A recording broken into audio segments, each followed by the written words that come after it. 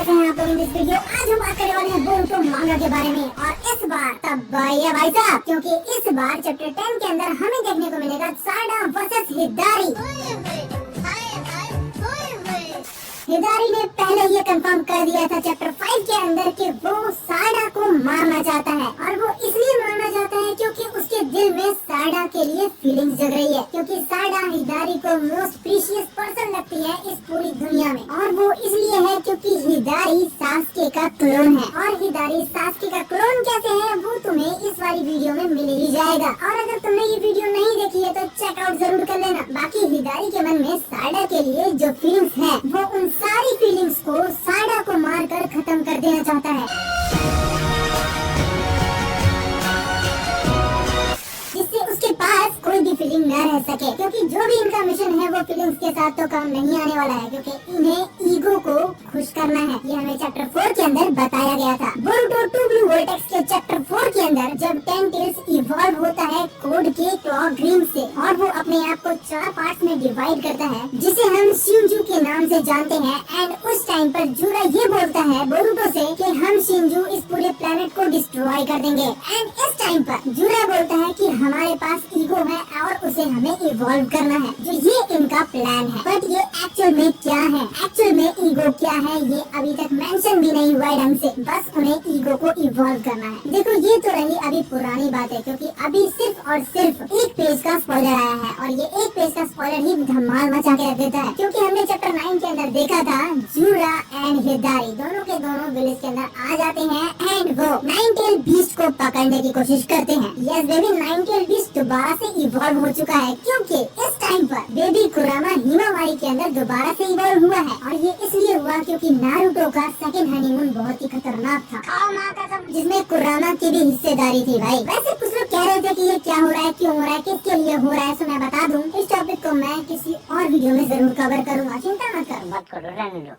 बहुत बुरे लग रहे, तौबा तौबा तौबा।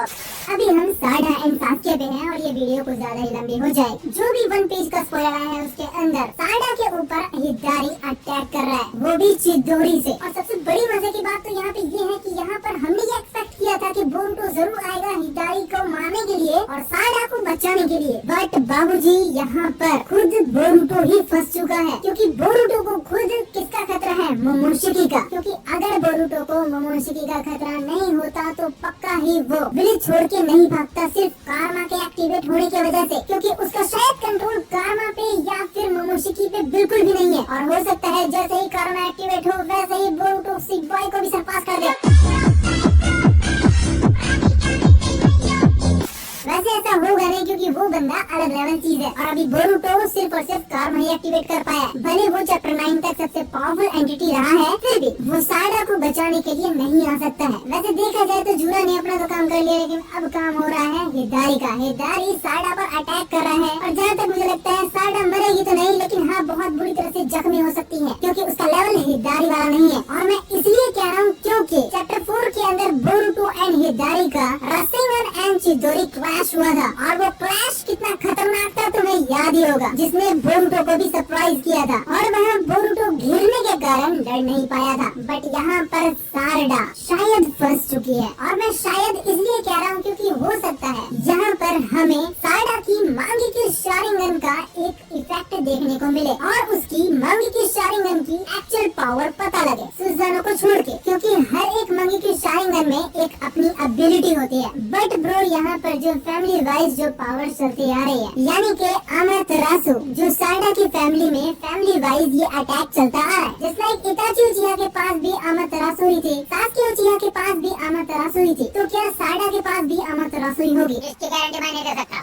और ऐसा मैं इसलिए कह रहा हूँ क्योंकि सास्के के पास अमातेरासु इसलिए नहीं थी क्योंकि सास्के ने इताची की आइज ली थी। आपकी जानकारी के लिए बता दूं कि ये जो अटैक है अमातेरासु वो सास्के के पास भी था स्टार्टिंग से, जब से उसकी मांगी की शारिंगन एक्टिवेट हुई थी तब से। एंड इताची उचिहा की आइज लेने से पहले ही सास्के के पास अमातेरासु थी। एक्चुअली ये उनका फैमिली अटैक है, सीधी बात है। इताची उचिहा का तुम जानते ही हो कि उसका इनिशियल अटैक अमातेरासु था। सास्के का भी अमातेरासु ही था, क्योंकि डांजो को मारते वक्त सास्के ने अमातेरासु ही यूज किया था बहुत ज्यादा। क्योंकि सास्के जैसे ही उस कासल में गया डांजो को ढूंढते ढूंढते, जिस टाइम पे डांजो 6 हुकागे बन गया था 10 आर्क के बाद, उसके बाद से ही सास्के पीछे पीछे पड़ गया डांजो के और उसके बाद उसने अपनी मंगेक्यू शारिंगन एक्टिवेट की। इवन उसने हाफ सुजानो को उस फाइट में अचीव किया। अमातेरासु को कम से कम 5-6 बार यूज किया होगा। उसके बाद भी तुम कैसे बोल सकते हो कि सास्के के पास अपनी आइज नहीं थी और उसने कभी भी अमातेरासु को यूज ही नहीं किया बाय ओन। यहाँ पर पता है क्या हुआ था, सास्के का बहुत ज्यादा मंगेक्यू शारिंगन यूज करने की वजह से उसकी आई साइट चली गई थी और वो उस टाइम गई थी जब यहाँ पर सास्के ककाशी को असली उचिहा होने का पावर दिखा रहा था, तभी यहाँ पर उसकी आइज गई थी जिसे रिप्लेस किया था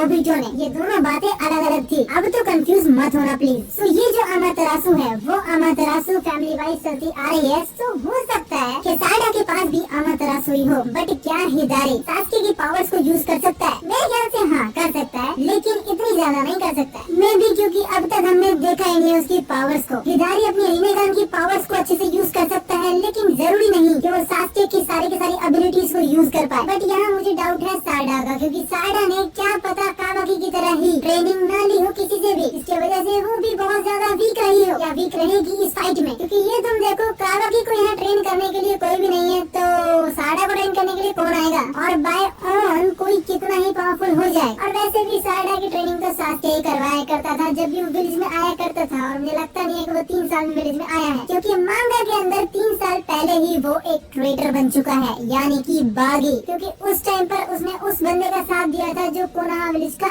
एनिमी था। सो आना तो कंफर्म बिल्कुल भी नहीं है। और वैसे भी 2 साल पहले मांगा के अंदर सास्के को ट्री के अंदर कैप्चर कर दिया गया था। सो मुझे नहीं लगता कि हिदारी के सामने साइडा ज्यादा देर टिक पाएगी, अगर साइडा कोई न्यू एबिलिटी नहीं लाती है तब तक। बाकी तुम्हें क्या लगता है नेक्स्ट मांगा में क्या होने वाला है? प्लीज मुझे कमेंट्स में लिख के जरूर बता देना। इस चैनल को सब्सक्राइब करो, बेल आइकन जरूर दबा देना। Thank you for watching guys. मिलते हैं नेक्स्ट वीडियो में, और नेक्स्ट वीडियो भी फेस कैम वाली नहीं होगी, चिंता मत करना।